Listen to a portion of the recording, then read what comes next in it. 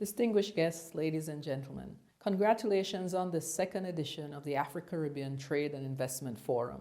I'd like to thank the AfriExim Bank for making this forum such a vibrant space for exchanging ideas and forging deeper relationships, and express my gratitude to the Government of Guyana for hosting this year's event.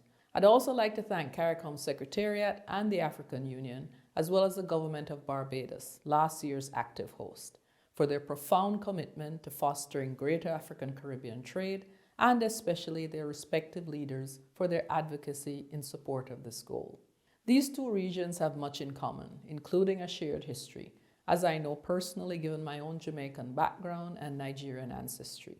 By coming closer together, Africa and the Caribbean are forming a large interregional market that will, as this year's theme affirms, create a shared, prosperous future that changes lives for the better.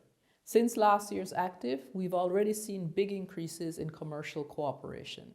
We've been fortunate at ITC to work closely with the African Union, the AFCFTA Secretariat, CARICOM, and other partners in supporting these efforts. I'd like to congratulate the AfriExim Bank for opening its first CARICOM office in Barbados last August, and affirm that ITC also stands ready to support the Africa Caribbean Business Council launched at last year's active. As the UN Small Business Agency, we know that it's critical to hear directly from MSMEs on what they need and where they're headed. That's why we've brought entrepreneurs from both regions to this year's active. If you visit the ITC Pavilion, you'll meet some of the companies we've been working with in the agribusiness sector, especially in cassava production, and hear their stories.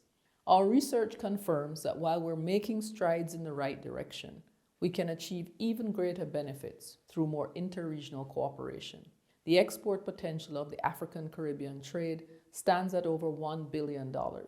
And if we look closer at agribusiness, which is critical for both regions, the collective export potential reaches $95 million.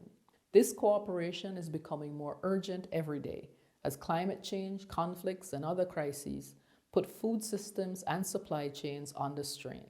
But these agribusiness gains and the resulting benefits for food security will only materialize with greater investments in transport and logistics, along with the effective implementation of regional integration initiatives like the AFCFTA.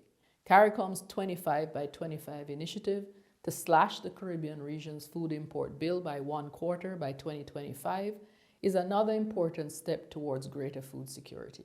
I look forward to hearing what emerges from this year's forum, and as an ambassador for the Intra-African Trade Fair in Cairo next month, I'm excited to continue these conversations on the future of African-Caribbean trade with AfriExim Bank President Benedict Orama. Thank you all. I wish you a rewarding forum.